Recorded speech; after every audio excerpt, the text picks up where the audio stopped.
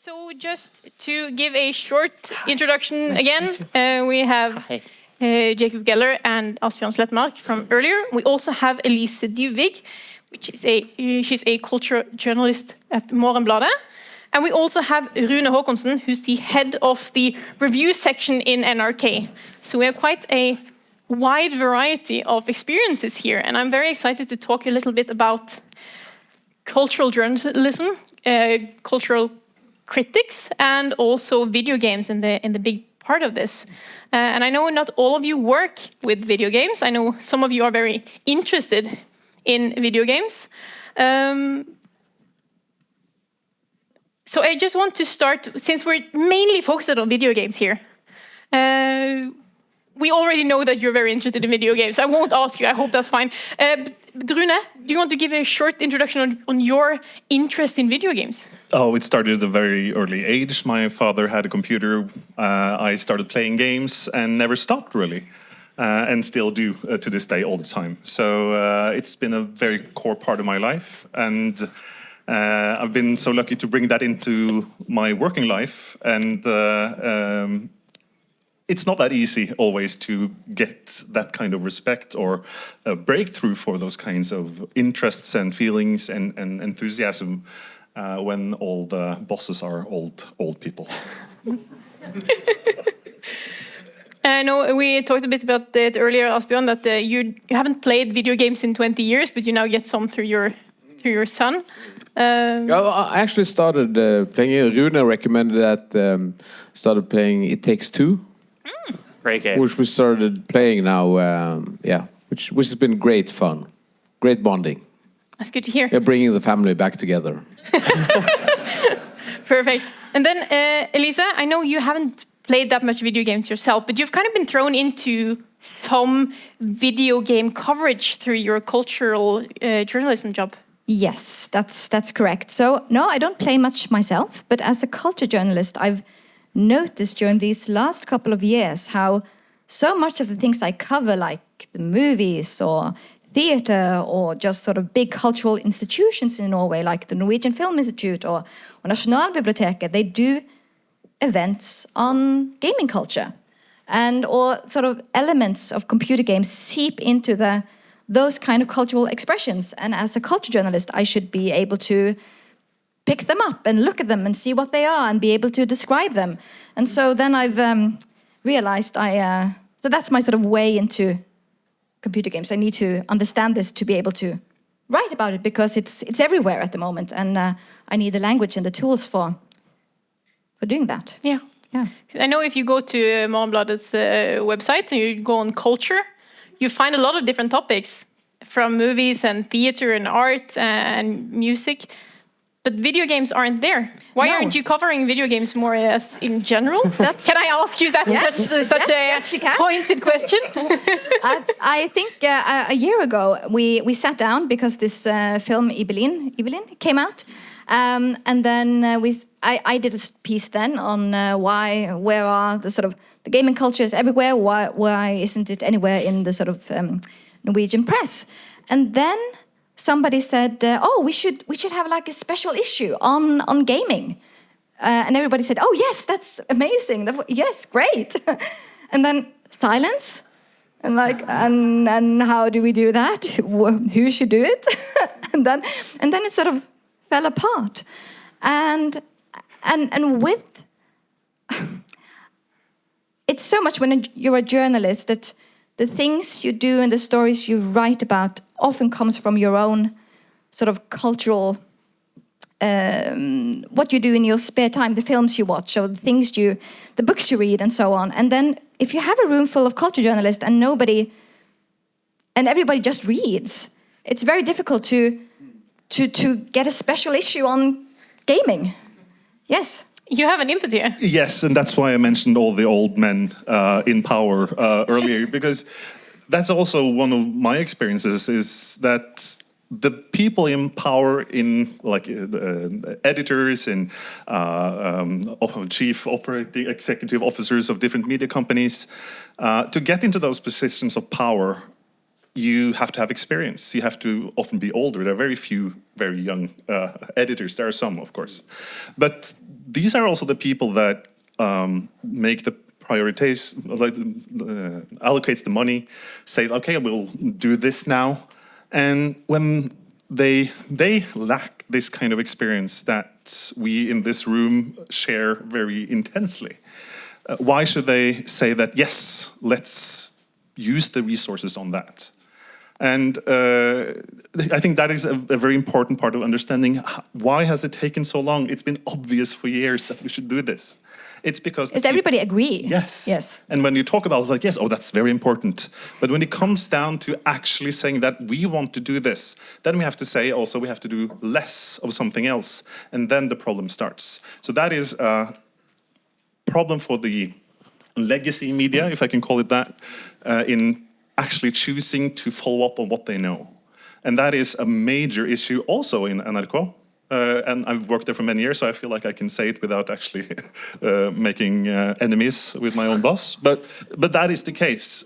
The generational change now, which you also describe, is going to intensify in a way that's going to make the game thoughts about game ideas and culture is going to permeate even more through society as this kind of generational change takes place. And I think it's actually that easy to say that that's why it hasn't happened until now. You have to grow up. When I was 19, I'm 39 now. When I was 19, there was nobody, almost, some of course, but almost nobody aged 39 that cared about games. That is a big difference today from before. So we often, like in the general public, look at video games and video game coverage as a super niche topic.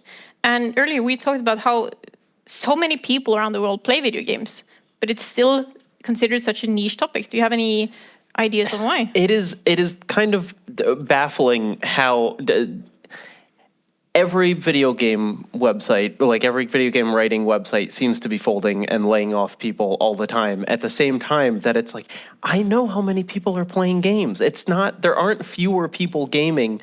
Why can't we sustain a healthy cohort of people who have careers writing about them? And I think a lot of it is legacy media in many ways falling apart, that like, even, as I referenced, I used to write for Game Informer, and Game Informer was for a long time a magazine where people had 20, 30-year careers, which was unheard of in video game journalism, that you could be in one place for that long. And then with, kind of the downfall of magazines as a written format, but also, their parent company finding them less valuable. And I think, and this is where I kind of have to like lay the blame on us as consumers. It's gamers have a weird and powerful hostility to writing about video games in a way that has a number of roots in history and context and whatever. But I think publishers are very happy to just replace video game writers, whereas before, you would have someone who would go to an event and write a preview of it, and now the publisher themselves can just do a stream, and you don't need a journalist anymore, and you just get to feed an advertisement right to your potential audience. And so I think it is like all of these things have combined to be like, me growing up, I was like, video game journalists are the most powerful people in the world. They've taught me, about like this art that I now love. But I don't know. There's this kind of, in the shifting media landscape now, we have streamers and we have YouTubers and whatever, and game journalism has not found the slot that it needs to fit into to kind of be as successful as video games writ large are. I really want to follow up on that because you said something, Asbjørn, about experience a kind of a larger room for criticism today, and it's interesting that before there was a lot of reviews in newspapers 20 years ago, very short ones. Yes. And that was also at the time when the Norwegian daily newspapers were actually writing about and reviewing video games. Yeah. And the thing that I've been reflecting a lot about, not just video game journalism or reviews, but in cultural critics at large, is that it's very easy to, and especially for games, to fall into an introvert kind of way of writing. And I have to say, I'm guilty myself of writing very technical reviews. Oh, this is different from last time, and oh wow, it looks very good. This kind of implicit kind, you have to know what I'm talking about before reading the text even. And I think there's, and new games journalism, of course, there's a lot of different movements, but at least in Norway, the room for the extrovert kind of criticism that is able to put different experiences in context of the society around us, as your essays do on YouTube. I think that is a very important part of taking games criticism and also criticism at large out of the kind of specialized fields and opening up for a bigger audience. And that is something that I'm very passionate about. And I'm going to point to my name brother Rune, which also writes for NRK. And you, Rune, you just wrote a review for us about Civilization 7. And before you wrote that, I told you that you have to make sure that you put it in the context of the crazy world around us. It's a game about being a ruler of a nation from start to end. Of course, we have to talk about it in the context of the political climate in this world that we live in. And that is a very much more open way, I think, of approaching. But how do readers react to that? Do they want that? Oh yeah, yeah. And one of the, yes. Luckily, if not, I would be out of a job, of course. Yeah, because I get some emails like, "Oh, stop talking about politics." I mean, I think it's an interesting. It's something that like I've been able to leverage in my position that I don't know if everyone would be able to, because at this point on YouTube, you know, it's like my channel's name is Jacob Geller, and I am Jacob Geller, and everyone knows at this point my viewpoint and what I do. And so I can kind of be like, okay, I'm going to start by talking about this, but I've built enough trust in my audience that they know I'm going to circle back around to something that they're interested in.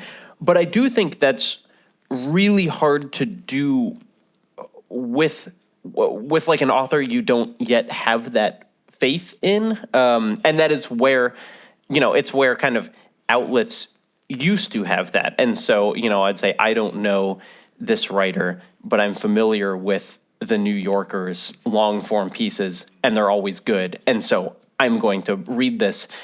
But it is like, if you don't already have that faith, I think it is much harder to be like, I'm going to talk about society, and trust me, it's going to get back to a review of Civ 7. You know, it's a hard thing to do. I have to just, you're making my job here extremely easy because you're going through all the questions I have here. It's so fascinating.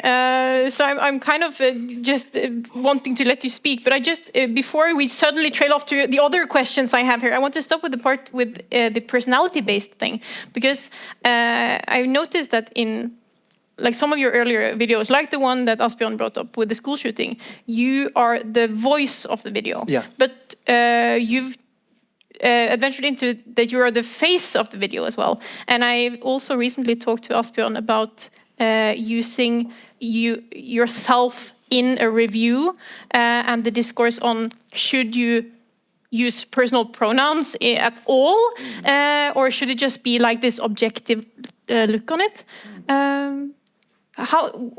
We'll start with you, Jacob. Why was it a conscious choice to go from the anonymous voice to the person in the video?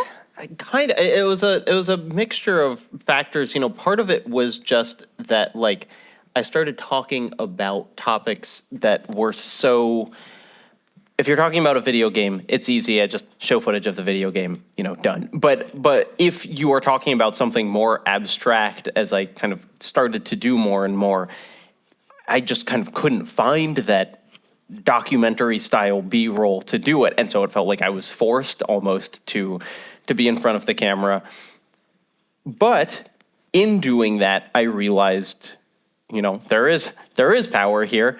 It certainly means that I think after I started doing that, people associated, you know, me with my videos much more, because it's it's not just a familiar voice, it's a familiar face. And when you click on this, you kind of remember this particular guy's perspective much more clearly than if it's just a disembodied voice. And again, I think I just have a huge advantage doing that because they're clicking on a channel that says Jacob Geller. But it is, it's always been the advice given where people get very frustrated where they're like, how come IGN gave this game a 7 and this game a 9? And it's like, well, they're written by different people. And the advice has always been, find the people that you like and follow. If you resonate with someone's taste, follow them as a writer because you will probably, feel similar things. But it's just way easier to do that when it's me named Jacob Geller and not IGN, who has, 400 reviews writers, any of whom might be reviewing a game. Yes, I think that is probably one of the biggest changes that I've seen in recent years, especially compared to when I started writing.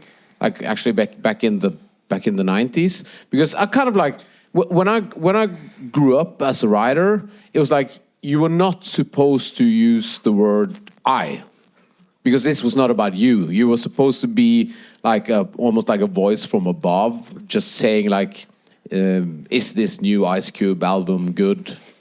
If so, why is it good, or whatever. And people expected that. When I started, sometimes I like drifted into like writing with some personal experiences, and most readers didn't like that.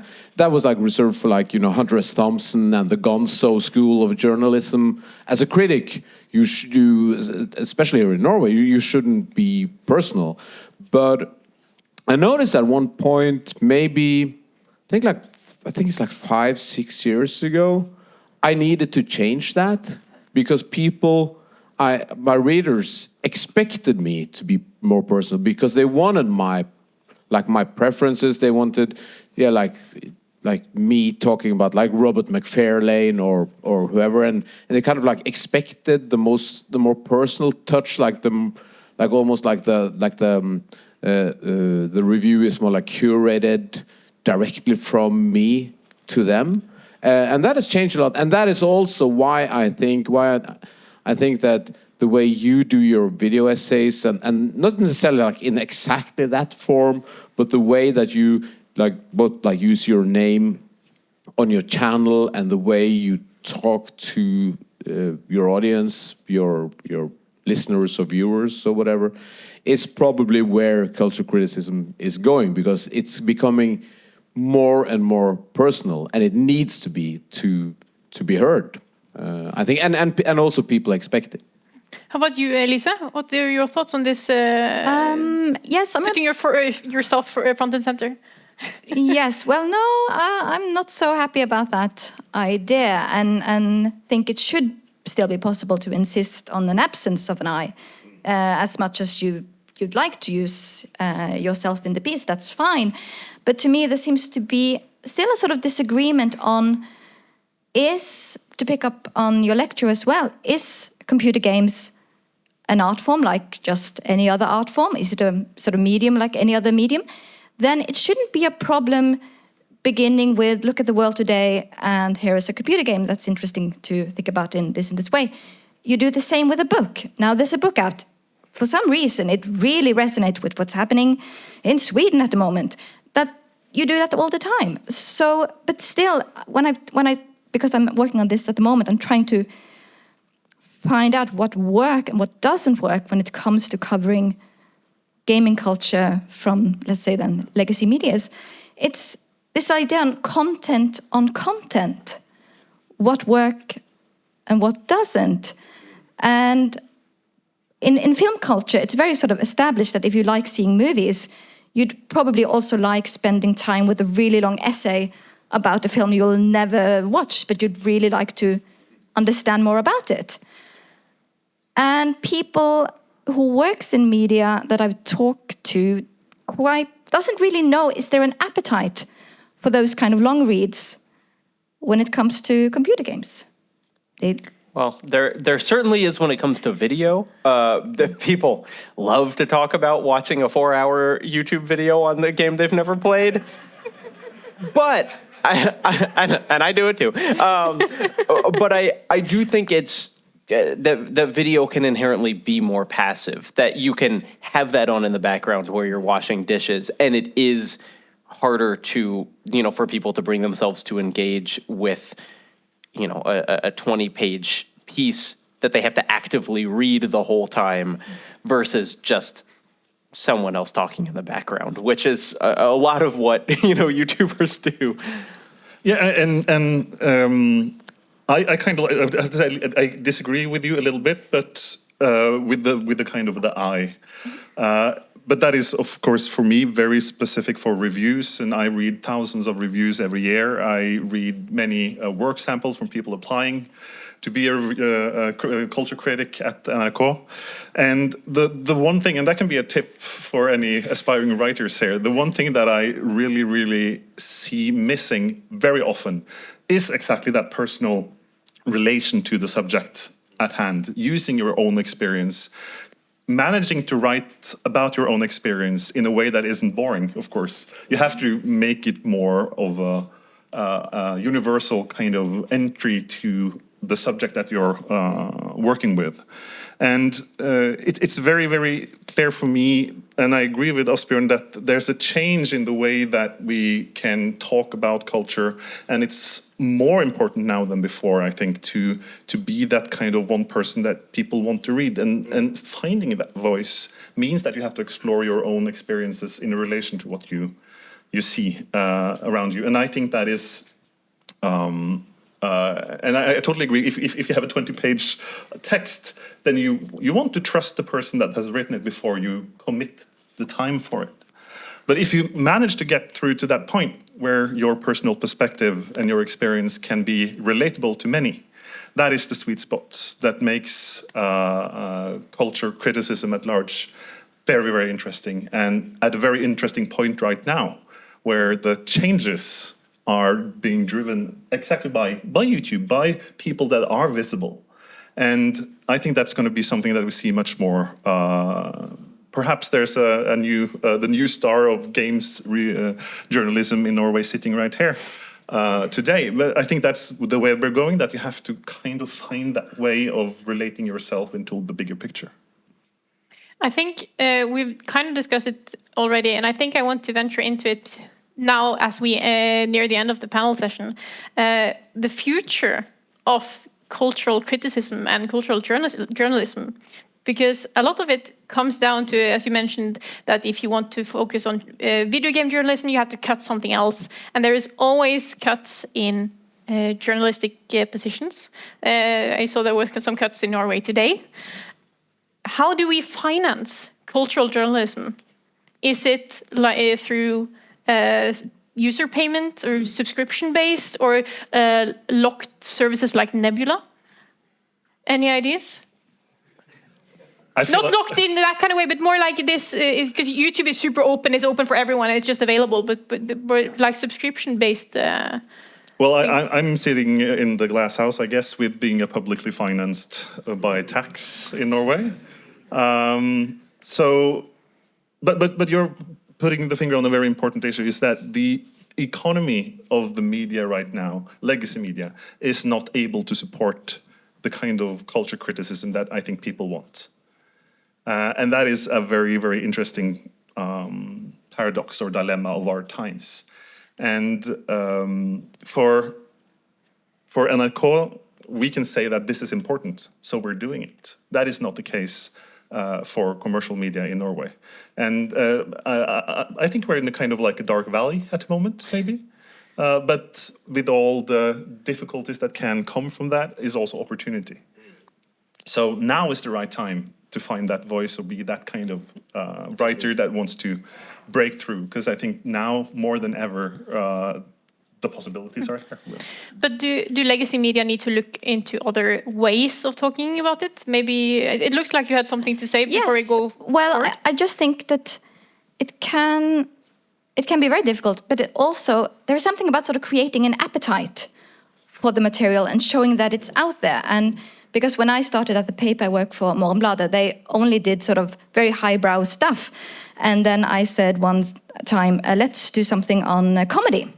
And we don't write about comedy. Please, well, maybe if you have some spare time, try and do something on comedy. And then I was very lucky because at the time I wanted to do something on comedy, it's sort of freedom of expression was a thing, and gender in comedy and everything. And suddenly, my whole year was filled just with writing about comedy, and I became sort of a comedy journalist.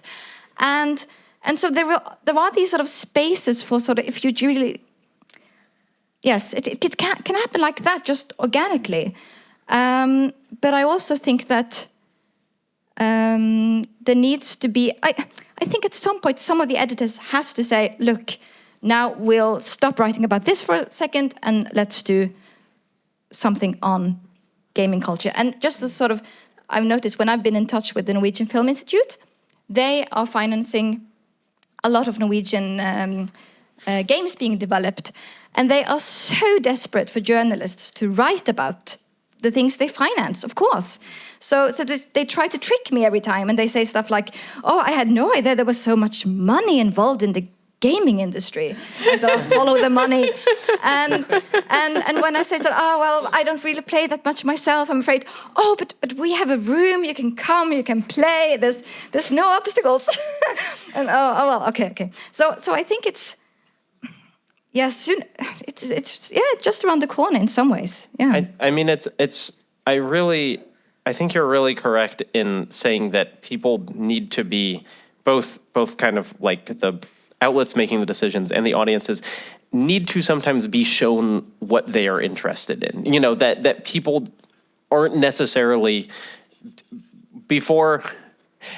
YouTube has recently introduced a feature where they have an AI suggest videos that you should make that your audience would like, and predictably they are all terrible. But what's interesting to me is like my work almost relies on the idea of like I didn't know this was interesting and I needed someone to show me. You know, like that's kind of my hook, is finding something that they didn't, no one had ever, like put these pieces together, and now they are, and now it's fascinating. And so there is that kind of like, you need to do the thing that is not recommended by your previous success in order to see, find that audience that was like waiting for it, even if they didn't know it. But what I want to say on just this question is like, it's a weird position sitting here being like, I am individually successful, kind of being largely independent, that I am putting things on platforms that I don't own, but like I don't have kind of the oversight and the decisions are all mine. And people kind of will say to me like, well, this is great. Like these other places are shutting down, but there's room for people like you, which I think is really a misreading of the situation. And I don't think kind of the cure for newspapers and magazines not having the budget for this is more random people on YouTube. I think that like there is so much value in the institutional knowledge that a long-running outlet can have, the legal protection that a long-running outlet can have, the ability for people who are older and more experienced than you to critique your work, a code of ethics that exists. None of these things are present on YouTube. And I am very happy with what I get to do, but like when I read other work that's meaningful, more often than not, it's kind of from somewhere that has all these support systems. And it's why I'm always resistant to just be like, hey, come to YouTube. That's where everyone's doing great now. We need to start wrapping up, but I know, Asbjørn, you've... Just two brief comments on how like legacy media will like adapt to, like, for example, to covering games more. Like for example, imagine I'm writing about TV series in Aftenposten basically by accident, because nobody wrote about TV series in Norway. So I started my own blog, like in the early 2000s when I was a music critic. I just like did it for fun. And it's weird to think about it now, but like 15 years ago, there were no reviews of like new TV shows in Norwegian newspapers. That was just like TV shows where there was like Ellen McBeal on a Thursday.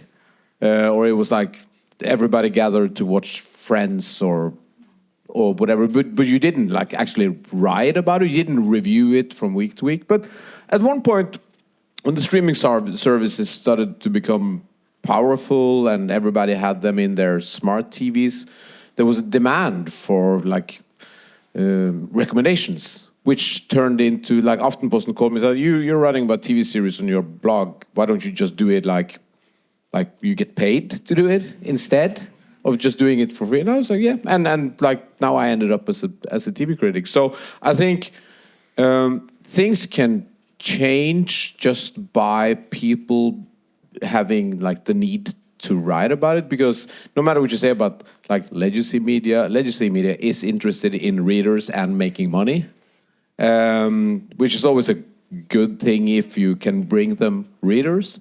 And the other thing is, one thing I think is really interesting, and I'm a freelancer for Aftenposten, my newspaper, so I'm not like a decision maker or a money bag guy. But one thing that is obvious in Aftenposten, the biggest success story in our newspaper the last year is how they're covering the restaurant scene, like the Vink, the Vink thing they have, which is basically just Aftenposten, a major newspaper, getting inspired by independent food bloggers and how they cover just like restaurant visits, and they just turn it into a huge success. And I think that paves the way for other like media houses and newspapers like Aftenposten, like, oh, look, okay, what people are doing on Instagram or on YouTube. I mean, like, there's money to be made here. There's success to be made. There's readers and viewers and listeners. So I think I'm kind of positive about how your stuff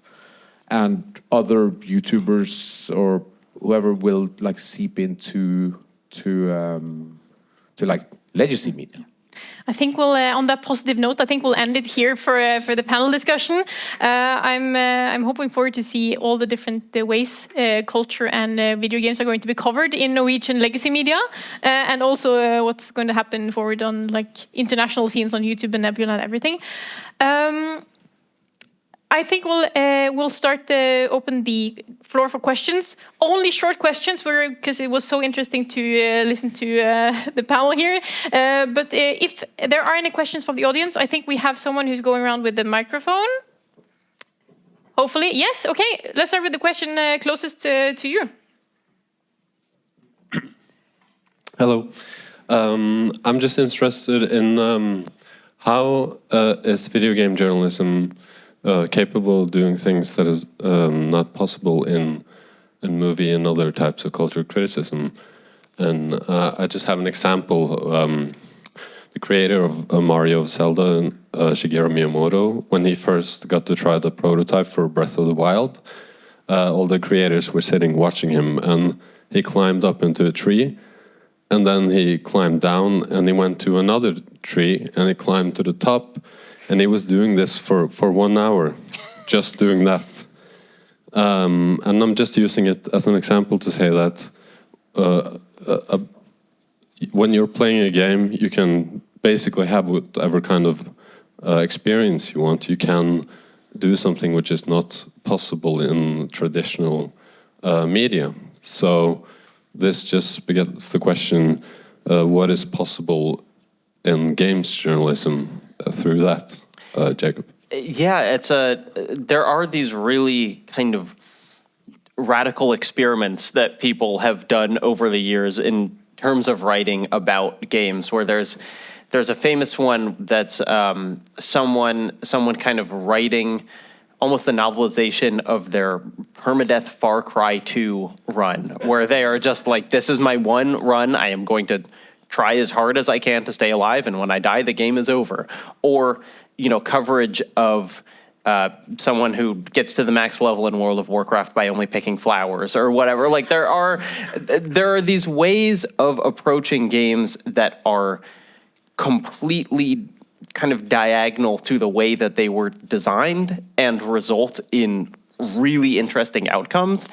And I don't think that's fully unique to games. I think you can write about other, it's like, obviously there are so many experiments in like theater or something. But I do think the like the whole existence of challenge runs in games is like, let me do this thing in a way that it was never designed to be done.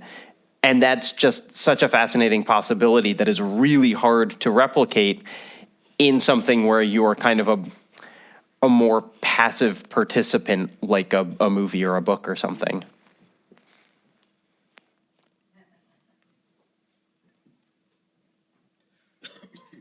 Do I stand up? I stand. Yeah. Hi. Thank you.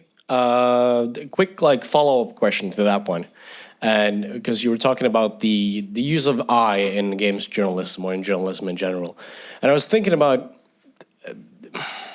because you, Jacob, you make a point out of that this is your opinion. You're an individual. These essays come from your own writing, and but the discussion about being subjective and coming with a subjective opinion in these pieces, I think is really important, considering that these video games sometimes really relate to the core human experience, at least in my opinion. And so my question is really like, if we're not going to write about these subjective experiences of how we're perceiving the art of video games, how then do we go about writing it? That's, yeah, I wanna let you answer that as well. Well, I think it's, I think objective, like the thought of an objective game review is boring, just to say that. The interesting part is the meeting between a living person with experiences and the work of art. That is the meeting point where the criticism and analysis comes out. So I'm not sure I totally agree with the point that, if I understood you correctly, that the subjective part can like hinder or no, I don't believe so as well. No, okay, good. Then I think we're very yeah. But I think that's I was entering the point before as well, that being able to reflect on your own experiences as a critic and be able to relate those experiences to the broader public, that is the kind of key question. That I ate chili con carne for dinner today is not interesting for any of you, but I could find a way to talk about my experience of having that food and relate it to something that you can all relate to. And I think that is the kind of the magic point of it, is being able to reflect on your own experiences and then use that in a way that is universal for more people. I think that is like the people that manages to do that kind of thing well, I'll give them a job. I think we have time for one last question. So I give you full creative freedom to choose who answers the question. No, yeah, so a bigger general question about journalism, I guess. When you're writing a piece or on a piece of art that is made by someone who's not a great person, how do you kind of reconcile that? That's a good question. Do you want to start, Elise? Or? Oh, no. Yes, you come across it all the time, no matter what the art form you're writing about. But that's always something you have to interrogate in the piece, I guess. And it depends. Sometimes the person who made the art object should be considered when writing about the artwork, and sometimes not. And it really depends on the piece in question. And sometimes if the person are writing about something and there is something about the person's biography that's sort of cross, maybe, yes.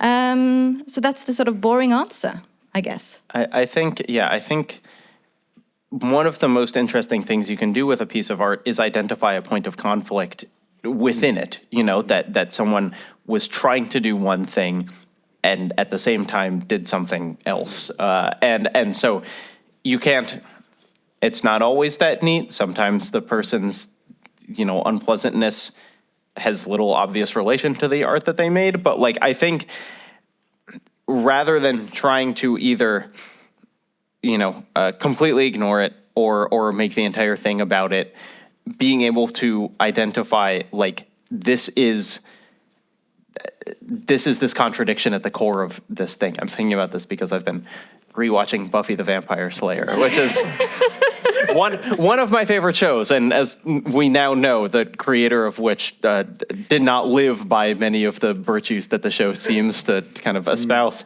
And it's like, I think that makes it, although it makes it harder for me to, wholeheartedly love the TV show, it in many ways makes it more interesting because you can see it like trying to do one thing and being pulled in this other direction at the same time. Any thoughts, Asbjørn?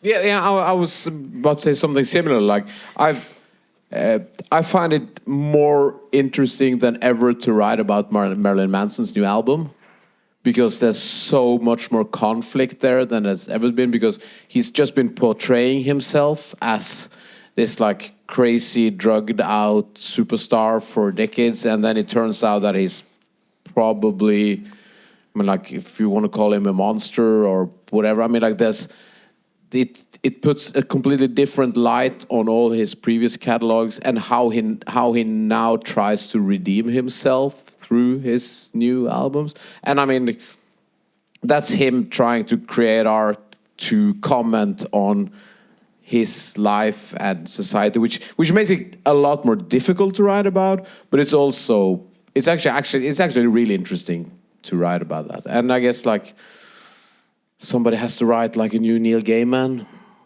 review pretty soon. Very soon. Yeah. So yeah. So, but I mean, for the answer, I think it's, you have to consider it, and your readers expect you to comment on it and try to put it in a perspective. Yep. And on that, I think we'll end this discussion. Thank you so much to everyone here on the panel and for questions, and for everyone in the audience. Thank you so much for attending today. It's been so interesting and inspiring for me, at least, and I hope you've had the same experience. So thank you all so much, and an extra applause to everyone on stage.